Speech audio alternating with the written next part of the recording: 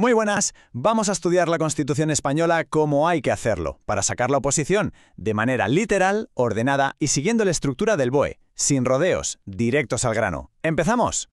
Esto que veis en pantalla es el índice oficial, la radiografía de la Constitución. Vamos a seguir esta estructura al pie de la letra porque es la única manera de que se nos quede grabada en la cabeza para el examen. ¡Vamos allá! Venga, pues arrancamos con el título preliminar. Pensad en estos 9 primeros artículos como los cimientos de una casa. Si los cimientos son sólidos, todo lo que se construye encima se sostiene. Por eso es fundamental entenderlos a la perfección. Fijaos, el artículo 1, el primerísimo, ya nos pone sobre la mesa la esencia de todo. Dice así, textualmente: España se constituye en un Estado social y democrático de derecho, que propugna como valores superiores de su ordenamiento jurídico la libertad, la justicia, la igualdad y el pluralismo político. ¿Y esto qué quiere decir en la práctica? Pues que el Estado no es un mero árbitro que mira desde la barrera, no. Tiene la obligación de meterse en el campo, de actuar para que haya una sociedad más justa. De aquí nacen los servicios sociales, la sanidad pública, la educación. Ojo, apuntad esto en mayúsculas porque es pregunta de examen sí o sí. Los 4 valores superiores. Os van a pedir que los identifiquéis o que señaléis cuál no lo es. Libertad, justicia, igualdad y pluralismo político. Hay que saberlos de memoria, como la alineación de vuestro equipo.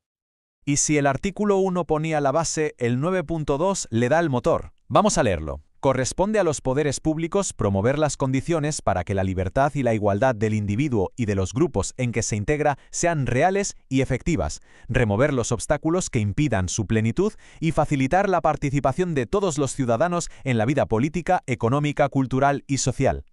Para que nos entendamos, este artículo es el que justifica el trabajo diario de un profesional de lo social.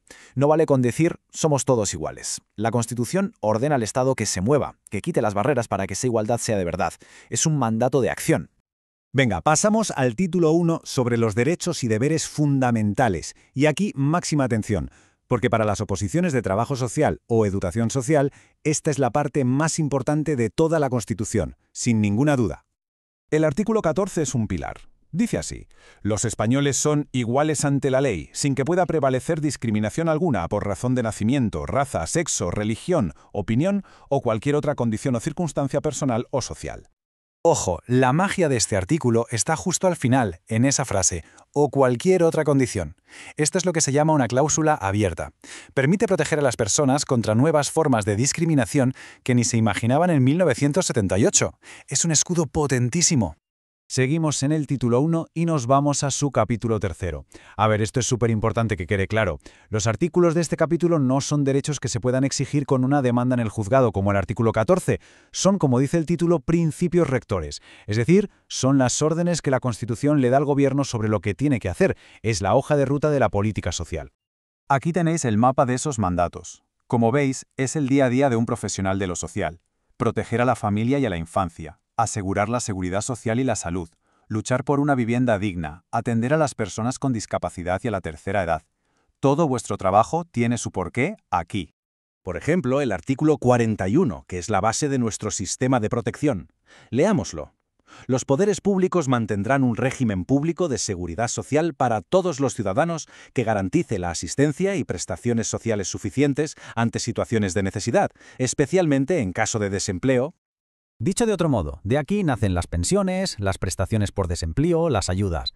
Pero fijaos en esa palabrita, suficientes. No dice básicas ni mínimas, dice suficientes. Ese matiz es clave y da mucho juego en las preguntas tipo test. Y ahora uno de los artículos estrella para los próximos exámenes, el 49. Dice en su apartado 2, los poderes públicos impulsarán las políticas que garanticen la plena autonomía personal y la inclusión social de las personas con discapacidad en entornos universalmente accesibles. Mucho cuidado con este, se reformó hace nada en 2024, así que es carne de examen. El cambio es total, se pasa de una visión antigua, más asistencial, a un enfoque moderno basado en derechos. Las palabras clave ahora son autonomía, inclusión y accesibilidad. Apuntadlo bien. Muy bien, dejamos por un momento los derechos y vamos a ver de forma más panorámica cómo se organiza el poder en España. Es fundamental conocer las principales instituciones, siempre siguiendo, claro, la estructura oficial de la norma. Esto es como el organigrama del Estado. En el título 2, la corona como jefatura del Estado. En el 3, las Cortes Generales, que son los que hacen las leyes. En el 4, el gobierno, que es quien las aplica. El 5 regula cómo se controlan entre ellos. El 6, el Poder Judicial, que es independiente. Y el 7 marca las reglas del juego de la economía. Esta es la clásica separación de poderes. A ver, un consejo práctico de preparador. Hay que conocer todas estas instituciones, por supuesto, pero el tiempo de estudio es limitado. Si hay que priorizar, la mayor parte del esfuerzo debe ir al título 1, el de los derechos que ya hemos visto, y al título 8, que es el que vamos a ver ahora mismo. Entramos en el título 8. ¿Por qué es tan importante para una oposición de este tipo? Porque aquí se explica cómo se reparte el poder en el mapa y, por tanto, cómo se organizan los servicios públicos que luego se tienen que gestionar. El artículo 137 lo deja claro. España se organiza en 3 niveles: municipios, que son los ayuntamientos, provincias y, por supuesto, las comunidades autónomas. Y la clave es que todas ellas tienen autonomía para gestionar sus propios asuntos. El modelo territorial de España se sostiene sobre 3 ideas que siempre están en equilibrio: la unidad de la nación, el derecho a la autonomía de las diferentes regiones y la solidaridad entre todas ellas. Imaginad un taburete de 3 patas. Si falla una, el sistema se tambalea. Esta idea es una pregunta conceptual muy clásica. Y ya para cerrar la estructura, los títulos 9 y 10. El 9 crea el Tribunal Constitucional, que es el guardián de que todo esto se cumpla, y el 10 explica cómo se puede cambiar la Constitución, un proceso muy complicado y rígido. Son, por así decirlo, los mecanismos de defensa de la propia ley. Para terminar, una última reflexión que va más allá de memorizar. ¿Cómo aplicamos estos principios de 1978 a los retos de hoy, como la soledad no deseada, la brecha digital o la salud mental? Saber hacer esa conexión es lo que diferencia a quien aprueba de quien llega a ser un profesional excelente. Muchísimo ánimo con el estudio y a por ello.